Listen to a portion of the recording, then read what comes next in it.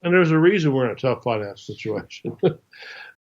People, like I say, the psychopaths ruling the national government, they don't care. They'll spend money. I mean, $28 trillion in debt and moving even more. I mean, that's insanity. And having China as one of your biggest people you owe money to and stuff like that. I mean, I will say this. I know a lot of people who have given up and they say there's really no hope for us. And when you see that 2030 video, you see the military basically saying there's not a lot of hope. The country's going to crash and that you're going to see a global crash. So people are just saying, just obey. But if you look back at Jefferson, Madison, people like that, they didn't just obey. They were willing to put their lives on the line for freedom. And that's what, again, I tell people that, are you willing to stay in the battle and fight to the end? And that's the only way we're going to save freedom out there.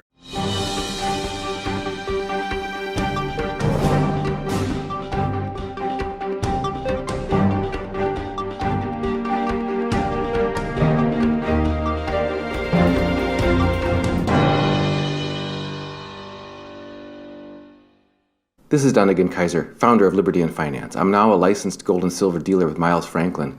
Call me directly for the physical gold and silver that you need at the best price with personalized, private service from one of the oldest and best respected companies in the business. 30 years strong, A+ rated by the Better Business Bureau, 0 complaints, licensed and bonded, insured delivery or vault storage or IRAs, excellent prices, privacy and confidentiality, pay by check, money order, ACH or wire, satisfaction guaranteed.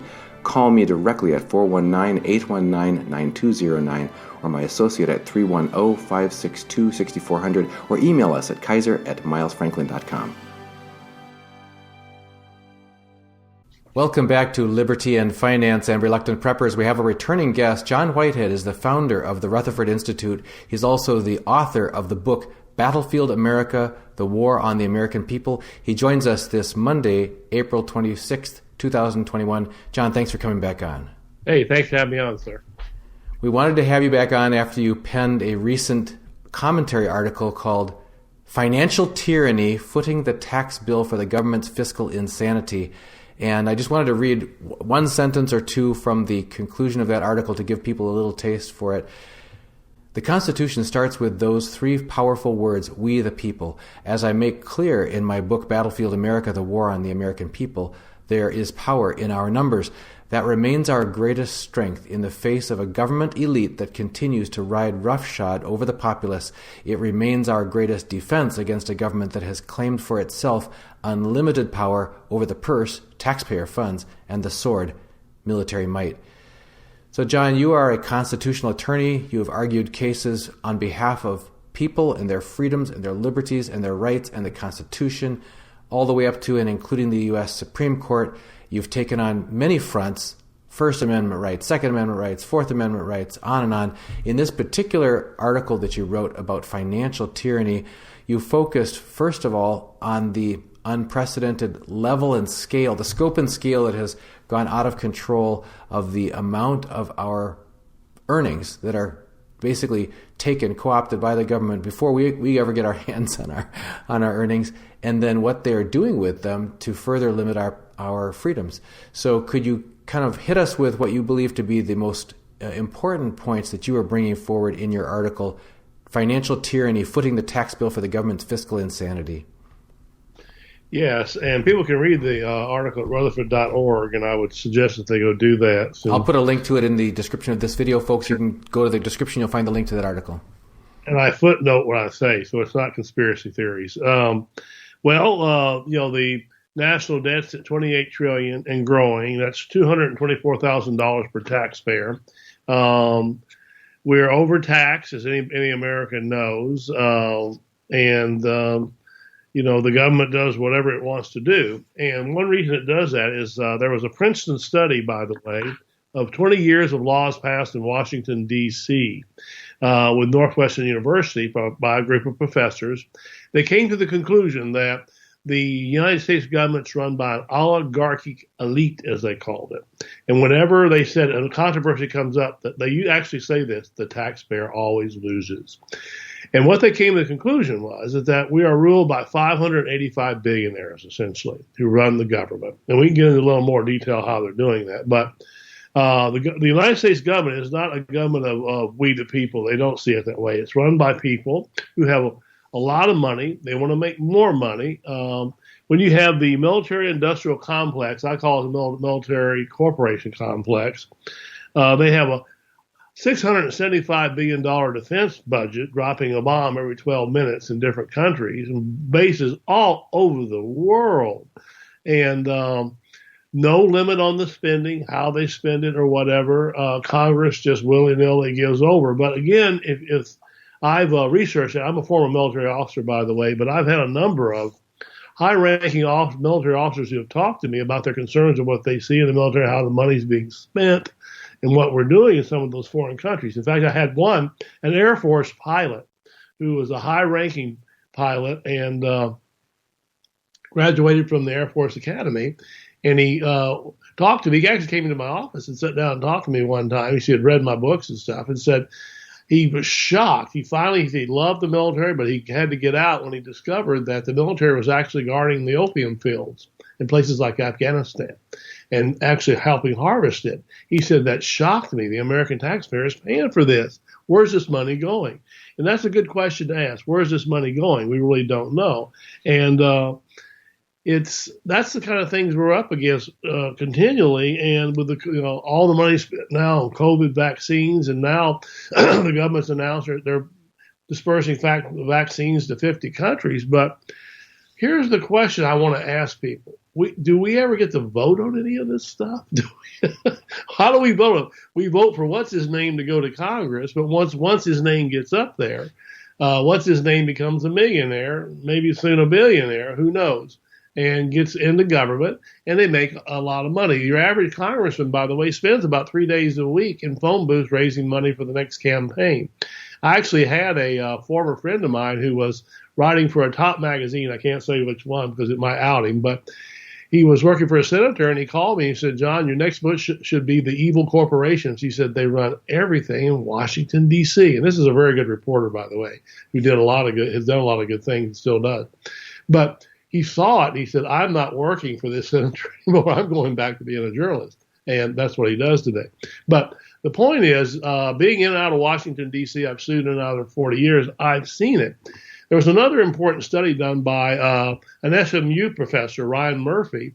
He studied basically where psychopathology congregated in the United States. After a detailed study, he came to the conclusion it was Washington, D.C. And if you know what psychopaths are, they're people who they can be quite, charismatic and all that, but they have no morals, and they care about one thing, themselves, and how they can ingratiate themselves. And so we're seeing that basically with most of the politicians I've run into in Washington, D.C., I'm shocked. I mean, I've known some of them personally, a few presidents, by the way, and I'm shocked at what happens to them once they get into power. And it's all run by money. And so that's what we're seeing. And, when you have 60 of the top 500 corporations in America don't pay taxes, but you and I pay them, don't we? Dunnigan, you pay taxes, right? Absolutely. Absolutely. But they're not paying taxes, and they work for the government, by the way. We're in a corporate state. I keep trying to convince people that if you do the research, you'll see it very clearly. When you have Amazon, Microsoft, and Google, et cetera, more corporations getting paid billions of dollars to create the intelligence cloud for all 17 intelligence agencies and maintain it, which they do, they have access to all that information the government has, which is everything, by the way. Our whole lives are tracked. Phone conversations, emails, text messages, and everything. When you have those people getting paid billions of dollars and working with the government, we're moved into a corporate state. And that's one of the big things I see. We're seeing people who are there for one thing. And John Carpenter, the director, who's done some really good movies, by the way, they're kind of weird, but he said he had realized it when he had worked in and out of with some politicians that all they want is our money. That's the only thing they're having. And his movie They Live kind of postulates that idea that there's a secret kind of shadow government, which is now being called the deep state, by the way. We've all heard that. And the deep state, whether somebody's blabbing that doesn't exist, I'm telling you, folks, from what I've seen in Washington, D.C., and all my research over 30 books, the deep state does exist. And it's there, for one thing, to maintain its power, to increase its wealth.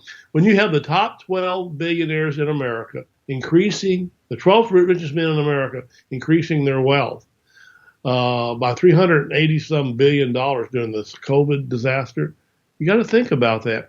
Why wouldn't they donate some of that money back to we the people and say, hey, let's get somebody out there in control and start controlling Congress, have some morality? But they don't. They work with the people in government, the so-called politicians, which what they are. And I keep telling people, don't be fooled by all this. And as you read the part of my commentary, we the people can be very, very powerful. We pay the bill for all these things we're seeing. So why can't we say, I don't want that anymore? I don't want the 80,000 SWAT team raids that are occurring in America where kids, up to 500 dogs a day, get shot by cops smashing through somebody's door in the middle of the night, violating the Fourth Amendment.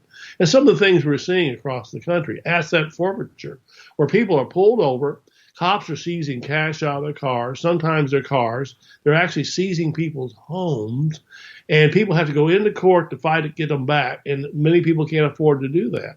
That's called asset forfeiture, and that money is split between the U.S. Justice Department and local police. They're making a lot of money. That's what I'm saying. So government is there to make money, and if we don't see that, and one way to freak them out is to say, we're going to restrict that, and here's how we're going to do it, and start fighting back.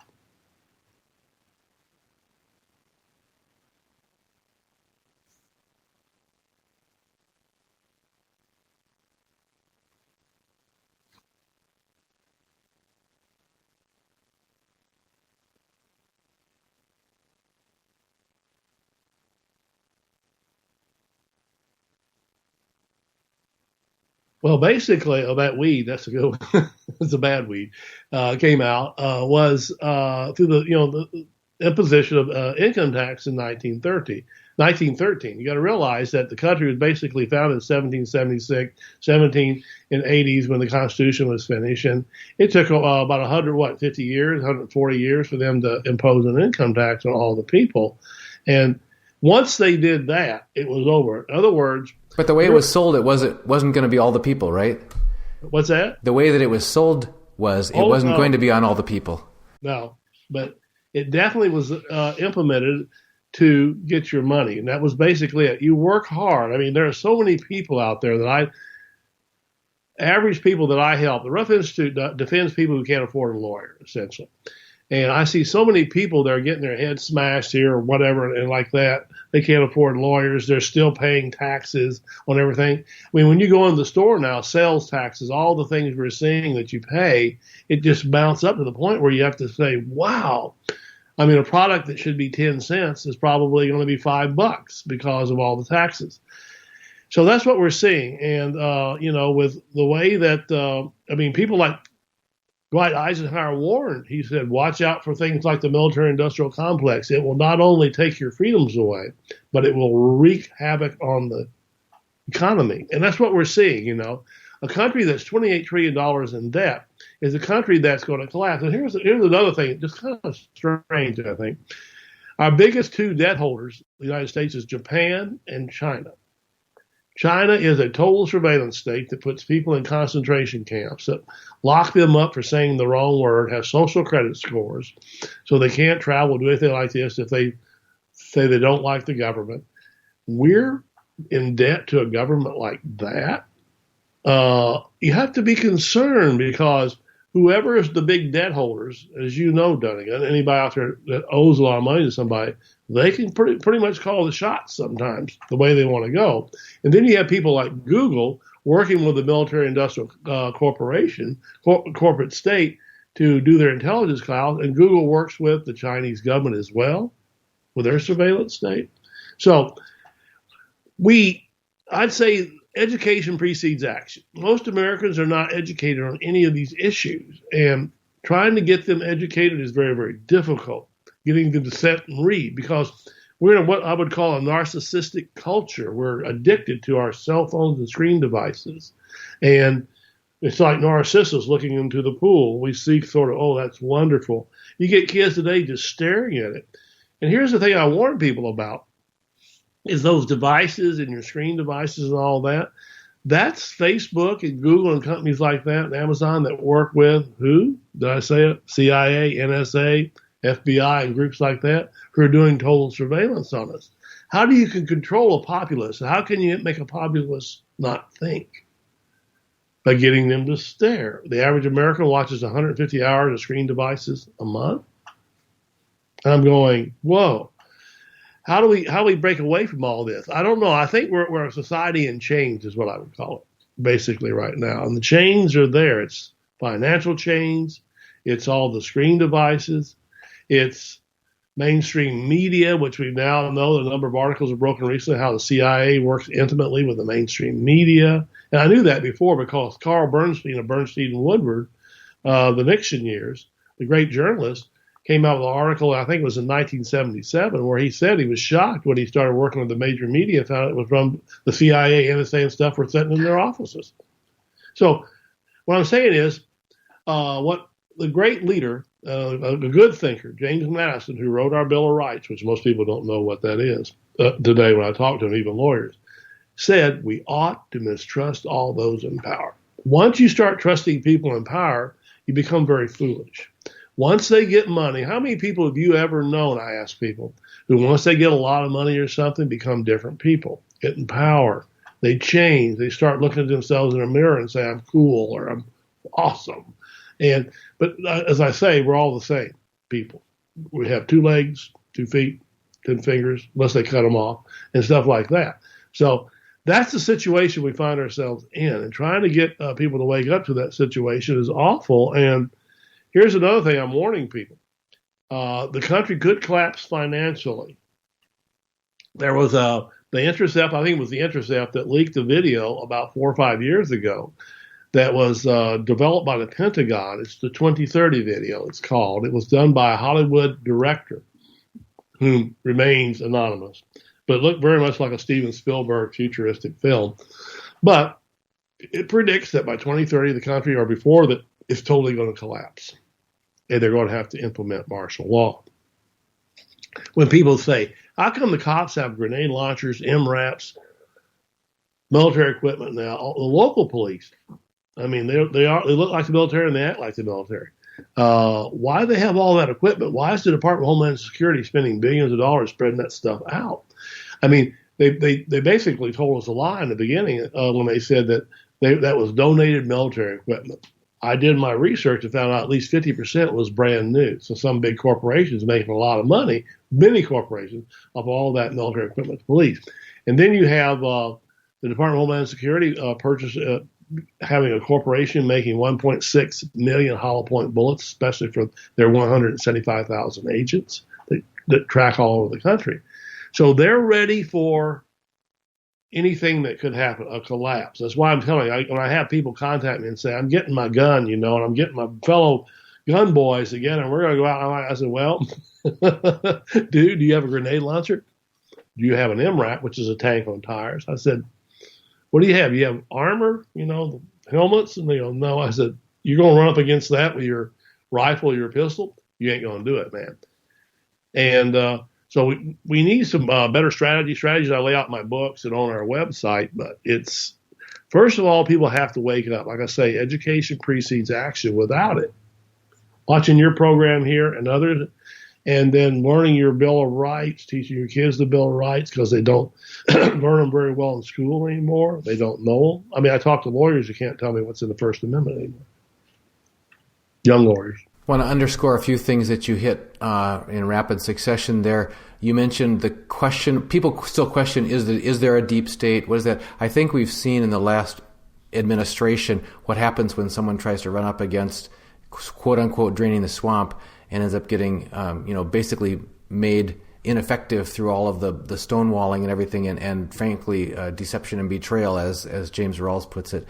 We went to the Ron Paul Institute Peace and Prosperity Conference in Washington, D.C. a few years back and heard testimony from multiple congressmen talking about, and ranking military as well, retired, talking about running up against deep state and how that's affecting the ability to make any change in Washington. You mentioned that 2030 training video. We'll include a link to that in the description of this video so that people can take a look at it. One of the things that you focused there on the end was militarization of the police.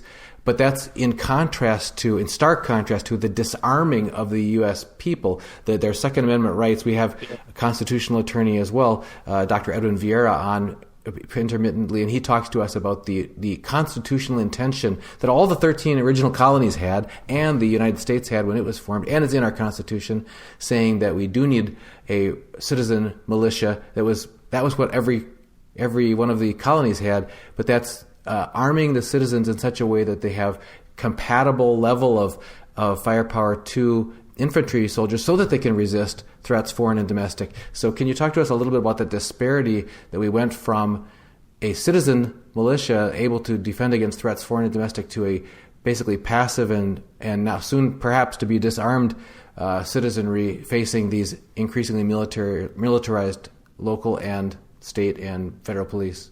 Well, through the education system now, public education system especially, the fear of guns. I mean, kids in many public schools are not allowed to mention the word gun, by the way. I've been told that. And I've asked a few of them, how does your teacher explain what they carry in Afghanistan, how they describe what a police officer carried?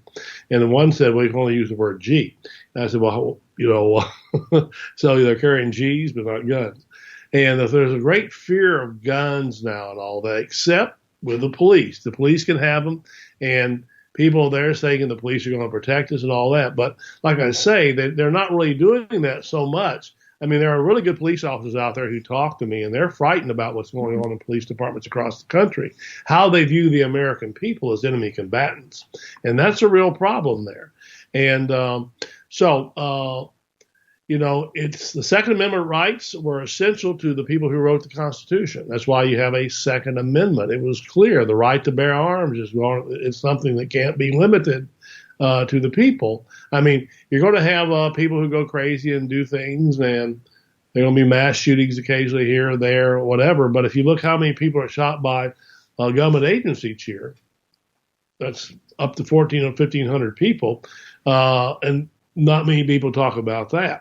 And so it's how do you defend yourself in a country that's armed by police officers like that? I mean, again, I'm warning people, it's very difficult because here's what, we were snoring, asleep, while the federal government, armed local police like the military. They are extensions of the military now, the warrior cop, as they call them. And not all cops are bad. Like I say, I've worked with police chiefs. In fact, I had a police chief call me a couple of years ago, and he said, John, I'm going to really limit my SWAT team raids. And I said, why are you doing that? He said, I used to be skeptical of your stuff. But what he said, believe it or not, we did a SWAT team raid in our local community, and one of my police officers put an AK-47 rifle to a 4-year-old kid's head. We had to knock it away.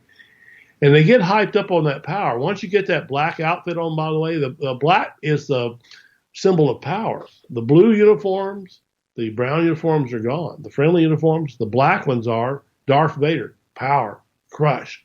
And, I mean, local communities, that's the only way I see any hope in America today. Washington, D.C. is very, very corrupt. It's not going to do much, folks. I mean, you can say I voted for this, voted for that guy. If you think voting is the best thing you can do, you're delusional. The best thing you can do is participate in government. Get down to your local city council, pass some laws sending the military equipment back. Few communities have done that. One community in New Mexico has done that. You can do that. And the local governments are going to resist it because they get money too. Watch out. A lot of your local governments, the corporation, the big companies go down and take them out to trips and stuff like that. I mean, it should outrage American citizens that presidents go golfing. How many days a year? I forget. So many. They're out golfing and playing golf and doing this and going to big clubs and drinking martinis while we're working our butts off so that they can fly to play golf. I mean, they should be there to serve us. And that's why I keep telling people, there are supposedly our public servants. We are the masters. Get that in your head, get it in your kids' head, and start looking down and saying, okay, do your job correctly or we're going to remove this. and reduce the taxes in your local community. Don't let asset forfeiture be an item in your community. Do away with that. The 10th Amendment allows local governments to nullify the federal government. 10th Amendment. Now, we've seen a number of actions by governors in different states and legislatures of different states that are now standing up for constitutional, saying certain executive orders that are coming out of Washington are not going to be enforceable in their state. Yeah, exactly. That's a good thing. We have two questions from viewers that are related here. William Mueller says, do you think free red states should and will secede? And if so, how will these dominoes start to fall? We have another one from Black Oak Property Maintenance who says, I would like to hear that question asked also. How does this get started? I see the governor of Montana has outlawed vaccine passports. Now he's basically nullified executive orders regarding gun laws. Is this the beginning of Montana looking for a dance partner to check out of the union? So what do you think of that overall phenomenon, first of all, in broad terms of states standing up for the rights of people in the face of overreach from Washington? The 10th Amendment allows it. It allows the local governments, the states, to nullify acts of Congress. And I keep, again, most people don't realize that. We have that power as a people and a government. I think those are good movements. It's saying no. It's looking at Washington, D.C. and no, we're not going to follow your corruption anymore. And I think, it's good. The 10th Amendment allows it. We should be teaching it throughout the country. I'm trying to teach it in the schools, in your local schools, by the way. Start teaching your kids the Bill of Rights, things like that, the Second Amendment, the 10th Amendment, and all those things. And you can start changing things. There's only a reason you have that happening in a few states. I think it's like Arkansas has done the same thing on the Second Amendment. It's because they realize, hey, I have this power. I can do it, and nobody wants this stuff being shoved down our throat. And once they take the guns away, folks, all you're going to have is that militarized police unit or the National Guard's working more and more closely with local police. They're dressing in military gear with the camouflage outfits. It's getting pretty scary out there. So without local action, I don't see any hope for this country. You don't expect it to come out of Washington, D.C. Don't expect some president. Like you said, if the president does something the deep state doesn't like, they're going to punch him a little bit, maybe kick him out, move him on. Yeah, we certainly saw a lot of that in the last several years. Now, you've talked about some of these overreach of force and authority. What about the financial oppression that you talked about in your most recent article that we were referencing earlier? What actions do you see that people can take? Because you mentioned in your article that we're past a tipping point where now instead of like the government taking a minority portion of your income, now they get the first cut, and it becomes it's running out of control. You mentioned the runaway debting and expansion of the currency and the debt during the COVID years. What kind of actions do you advise that people can do individually or together in the face of that financial overreach? Well, the only thing you can do is you can have local governments say, no, we're not going to do this. We're going to stop this type of taxation on our people. And you're going to get, like I say, they're going to come back hard because money will be the one thing that they will try to crack your head over. We're going to have to start some places. And I think where we start is with the gun control thing we're seeing now, which can be very, very dangerous. The asset forfeiture where they're taking people's homes and cars and things like that. Get a priority list and then try to get different governments together, people that have the same kind of mentality, and start taking some action against Washington, D.C., even if it takes the form of a march or whatever, or lawsuits. Lawsuits can be filed. Groups like us would be interested in looking at stuff like that. And that's it. It's going to take their one thing that bothers them is if we, the people, get organized together. And one thing I'm seeing with all this stuff we're seeing now, with racial divide, political divide, all that stuff, divide and conquer works. As long as they can keep us in each other's face, they win. Get together, folks, and stop all this stuff. Turn away from each other and look at the government up in Washington, D.C., and your state government sometimes can be very corrupt, and get up there and get active and get some people out there who will run for office who you hopefully have the right views to begin with and will enforce those views when they get in government. Now, you mentioned, you didn't draw the connection, so I'll ask you about that. You mentioned that the root of the weed of financial oppression, you draw back to 1913 with the formation of the federal income tax. The same year, 1913, was when the Federal Reserve started, and we had a central bank and fiat currency that came from it. We have a question from Pete Ausby who says, the Bible mandates a just weights and measure financial system. So in other words, morality, ethics is based on not depriving the working man of his wages, if it's just wages. But the Constitution mandates an unjust way to measure financial system via legal tender laws. And again, since 1913, we've had the fiat currency and runaway debt and so on. What do you see as ways that we can turn the corner back to just financial system and just currency, sound money for people? If you can get rid of the Federal Reserve, that'd be great. But like I say, people have to realize this. We are ruled by a corporate state. As the professors found out at Princeton, Northwestern University, their study, that we're ruled by about 585 billionaires who run everything. We've got the only hope I see in this country is, and I'll go back and say it again, is Washington, D.C. is not going to do much at all to help us. They'll only get nervous if local governments start saying, no, we're not going to do it. We're not going to enforce this. We're not going to enforce this. We'll protect our citizens against your IRS raids, by the way. There's someone out there. You can't object.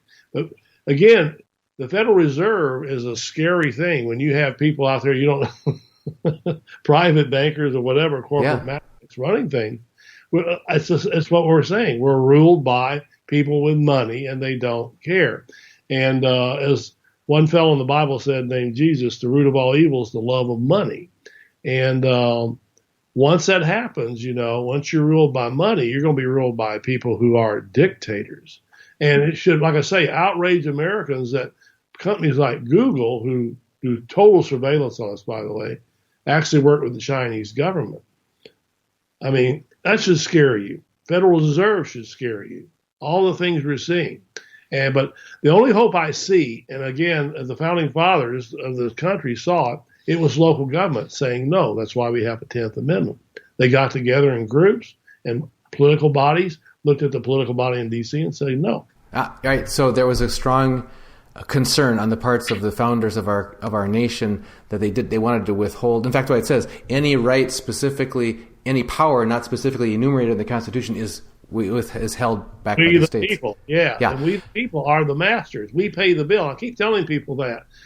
It should outrage you that I hear people objecting. I say, well, you're paying for it, with what they're doing, And again, I don't see anybody limiting taxes or those kind of things. Nobody. I mean, they just don't do that to people in power. So the only way you're going to get any kind of hope is local governments taking action.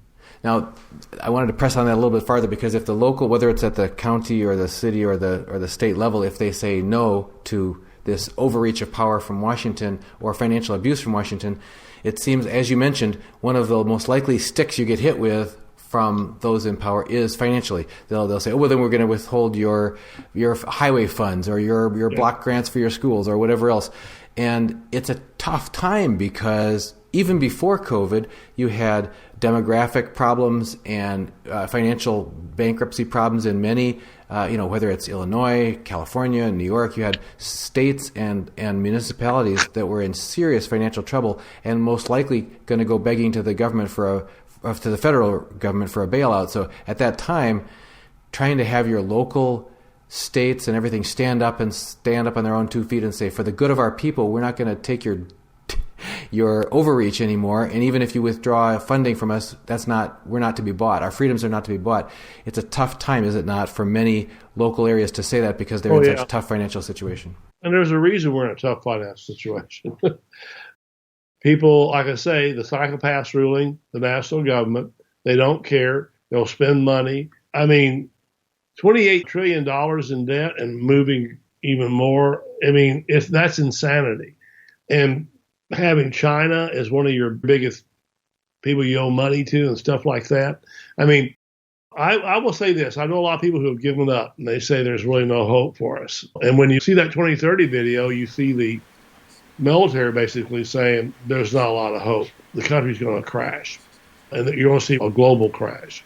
And here's the other thing I got to stress, and I see it, and I believe it. We're moving very quickly into a global government, by the way. And with Google and the NSA has its 5 Eyes program. They have bases around the world. They've completed a completely global environment now where they can watch wherever you go and control whatever you do.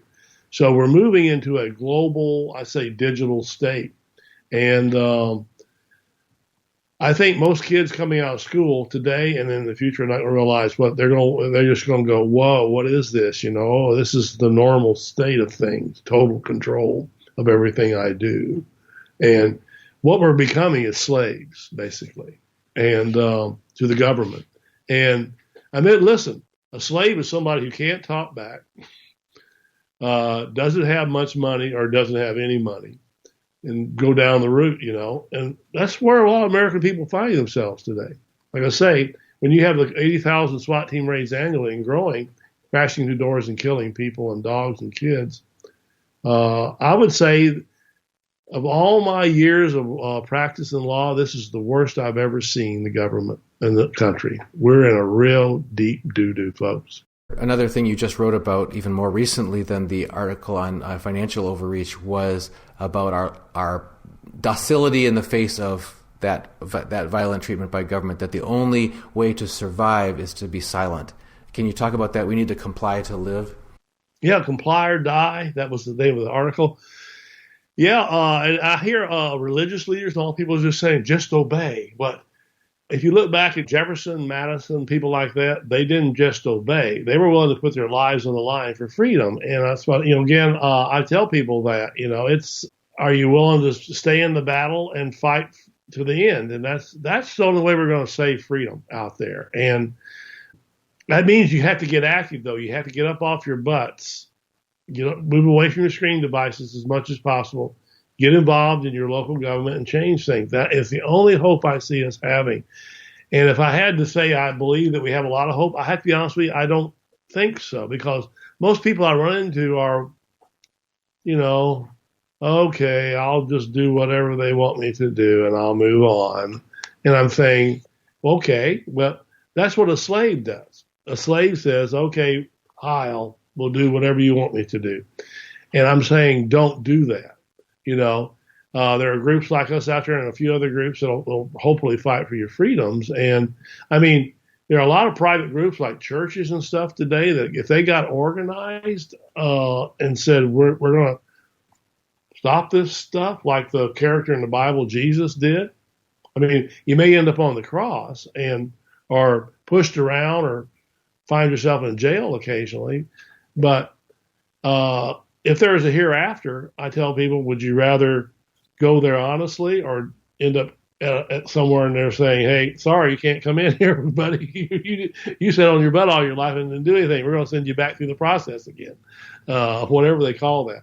But, yeah, I think that if it's what kind of values do we have? Is it the values we have that we love freedom and love government, And I'm trying to teach that to young people. And again, that's one of the really keys. If you have children in your family, teach them the Bill of Rights, teach them freedom principles, teach them how you can nonviolently change government, and I just don't see any of that anymore. I see people wanting to go nutty and stuff and burn buildings. None of that works. The government loves that, by the way. They send a militarized police and say, look at those idiots. Don't trust them.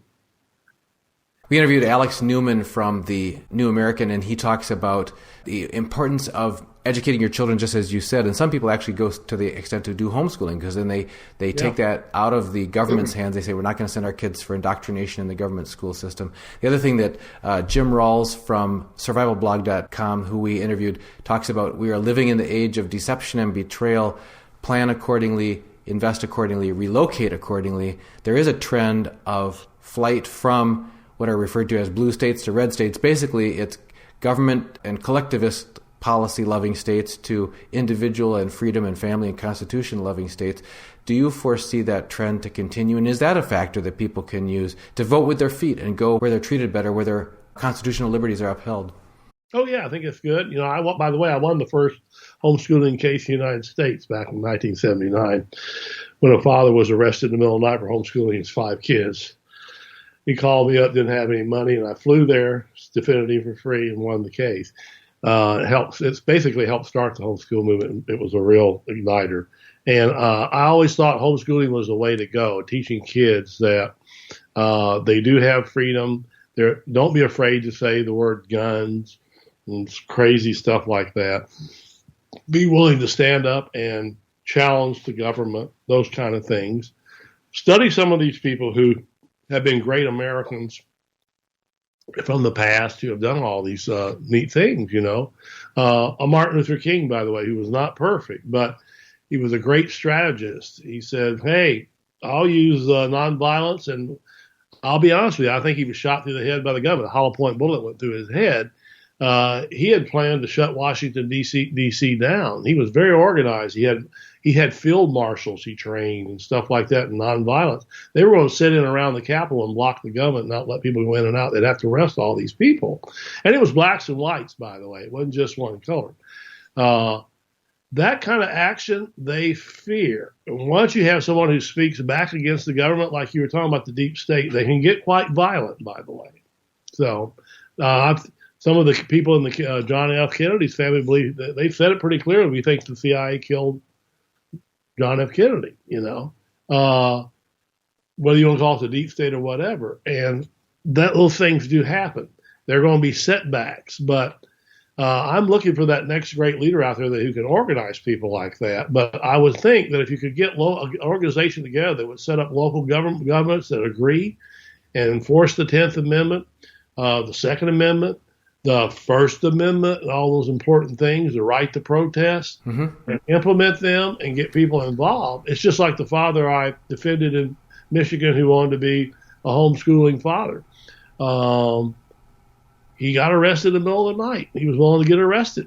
I mean, that's what it takes. Are you willing to get arrested? I mean, have a criminal record for what? Homeschooling? Yeah, that's bad stuff. Well, a lot of us who are trying to provide independent media voices out there to get this conversation and others aired, when people try to share the link, sometimes they get this has been fact-checked to be false, and therefore, so people are getting gagged and silenced just trying to speak out, speaking of First Amendment rights. Yeah. So, but we're staying firm, and we're continuing to try to get the word out there for people's freedom, for our liberty, and for upholding our financial freedom. If people want to find out more of your work, John, where should they get plugged in? You can go to Rutherford.org, Rutherford.org, and read the weekly commentaries, follow us on Twitter, whatever. My book, Battlefield America, has a good, strong action plan in the back of it, what I think people can do. Like I said, education precedes action. Get your kids, your family involved, and make freedom fighters for the future. And folks, if you don't want to lose track with us, make sure that you get on our free newsletter email list. Go to libertyandfinance.com, put your name and address in the left-hand margin, click submit. Make sure you get on our it's all free newsletter. You'll get John Whitehead's interviews, any links to articles that we're talking about with him and any of our guests. And that way, no matter what happens as far as our social media presence, you'll know how to find us because you'll get our email from libertyandfinance.com. John Whitehead, founder of the Rutherford Institute and author of Battlefield America, The War on the American People. Thank you for joining us again, this time on Liberty and Finance. Thank you. This is Donegan Kaiser, founder of Liberty and Finance. I'm now a licensed gold and silver dealer with Miles Franklin. Call me directly for the physical gold and silver that you need at the best price with personalized, private service from one of the oldest and best respected companies in the business. 30 years strong, A+ rated by the Better Business Bureau, 0 complaints, licensed and bonded, insured delivery or vault storage or IRAs, excellent prices, privacy and confidentiality, pay by check, money order, ACH or wire, satisfaction guaranteed. Call me directly at 419-819-9209 or my associate at 310-562-6400 or email us at kaiser@milesfranklin.com.